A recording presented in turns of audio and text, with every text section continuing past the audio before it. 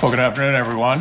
What we know for sure is the FBI report did not corroborate any of the allegations against Judge Kavanaugh.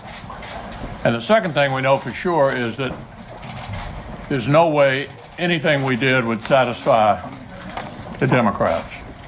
They've always got a reason why the goalposts need to be moved farther down the field, and nothing we could do would satisfy them. They're dug in. You've seen it from the beginning.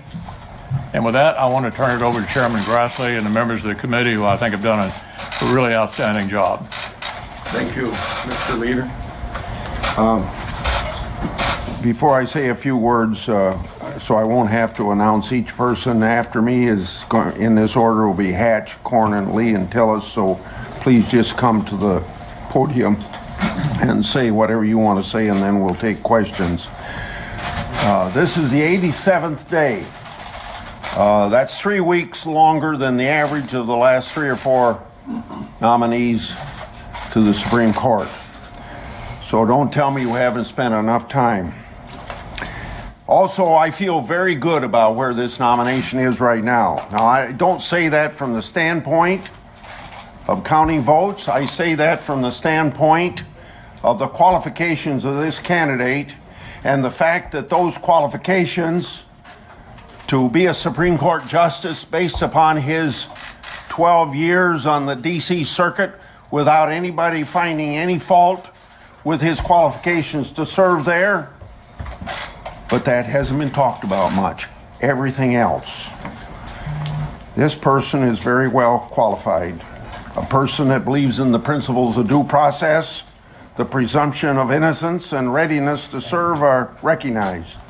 So Judge Kavanaugh should be confirmed on Saturday. Now, this started downhill very quickly on about July the 10th, when Schumer said that we're going to do everything we can to stop this nomination.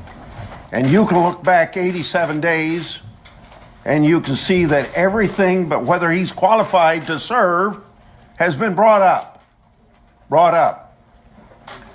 I've tried to commit, and I think I've carried out what I promised immediately, that we were going to have a fair and thorough process. We have had a fair and thorough process, and I think that's best demonstrated by the fact that the minute I read about who the person was in the Feinstein letter, Dr. Ford, I read about her name in the paper, and we got on it right away to provide the forum she wanted. And in turn, we provided the same forum for Kavanaugh. But what I've been dealing with since July the 10th, the downhill slope that Schumer's put us on, is really dealing with the demolition derby. And they just about destroyed a good person to be on the Supreme Court. So, hopefully we're 48 hours away from having a new person on the Supreme Court. I certainly endorse everything that the chairman of the committee has said. Look, I'm disappointed in my Democratic colleagues for what they're doing. There's no excuse for it, but they're doing it. I'm grateful to the FBI for their efforts in doing a thorough, very important investigation. Many of us have said that if Judge Kavanaugh did what he's been accused of doing by some of the Democrats and some outside people, he should be disqualified. But after investigations from both the committee and the FBI, we have found nothing, absolutely nothing, to corroborate accusations against him. And we need to confirm him right away. His confirmation will be a victory for the Senate as an institution, a reminder that the politics of baseless personal destruction has no place here.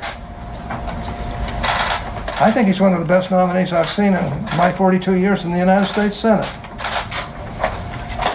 And I apologize to him for the way he's been treated. Yes, this is an important position. Yes, and Democrats have a right to feel very worried and upset about a Republican getting this seat because they thought they had won the election. But that isn't the case. And our side has handled this, I think, with discretion, handling every problem that has come up. And frankly, I hope we can just move forward and get this done. It's the right thing to do. Judge Kavanaugh is a great judge. He'll make a great justice on the United States Supreme Court, and I intend to do everything I possibly can to make sure he gets there as quickly as we can. First, Chad Pergram from Capitol Hill, where the action is tonight. All right, Chad, the majority leader, Mitch McConnell, took that first step. He went to the floor to move forward this confirmation vote. So what could a timeline look like? Well, the Senate Majority Leader Mitch McConnell initiated a 4-day process. He's repeatedly said he wants to have the confirmation vote this week. So he had to initiate this process tonight before midnight. And what he did, the term of art here on Capitol Hill, is filing cloture. That's an effort to limit debate. So he filed that tonight. By Senate rule, that needs a day to lay over. So tomorrow, day 2, it lays dormant, and then it ripens like a fruit on Friday. That means it's available for a vote. That's the procedural vote to cut off debate.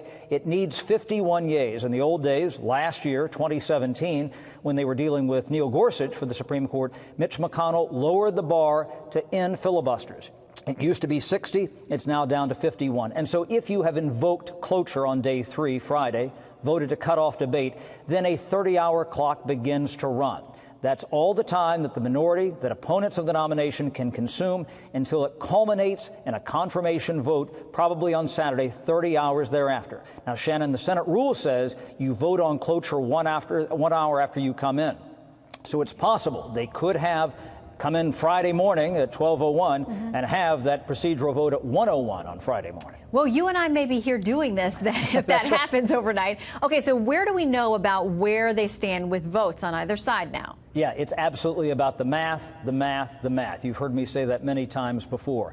Look at the trio. Mitch McConnell needs to keep the trio of Jeff Flake, Lisa Murkowski, Susan Collins together. If he keeps them together, he gets to 51. If he loses one of those 3, he's right at 50, and Mike Pence, the vice president, would break the tie. Well, what about Democrats? It's generally not thought that any Democrat would vote to confirm Brett Kavanaugh unless Republicans can deliver the goods. In other words, they carry the freight and get them across 51. I talked earlier with Joe Manchin, a Democratic senator from West Virginia. He's in play. Listen to what he had to say about his vote. Well, I'm looking at the gentleman as an adult from 22 to 30, 53, 31 years of professional service. I'm looking at him as a father, as a person in the community, how he interacts with his community. I'm looking at a little bit of everything. I'm trying to put the human side to it. So Joe Manchin is in play. I would also look at Heidi Heitkamp, the Democrat from North Dakota. Those are the 2 main operatives in the Democrats that might be in play to vote for Brett Kavanaugh, Shannon.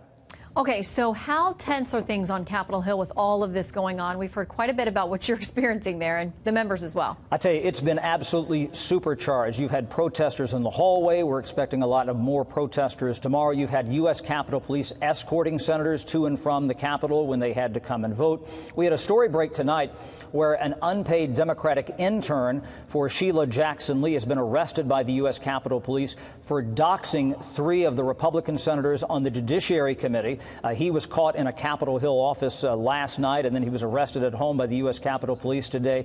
You had Mitch McConnell saying that we're not going to be intimidated by these protesters harassing Republican senators in the hall. And then you had Chuck Schumer, the minority leader, basically going right up to the edge where he almost called Mitch McConnell a liar. He said, I'm not going to use the L word. He's using falsehoods, he said. You don't hear that sort of language here on Capitol Hill between the 2 leaders very often. The reason this nomination is dancing on the tip of a pin. It could go either way when you're dealing with 49, 50, 51 votes. That's why it's so tense, Shannon. All right, we understand. Chad Pergram, thank you very much. My pleasure. We'll pencil us in for Friday night, Saturday morning. We'll see how this goes. I thank you. God bless you, and may he continue to bless the nation that has showered this land with love for more than 2 centuries.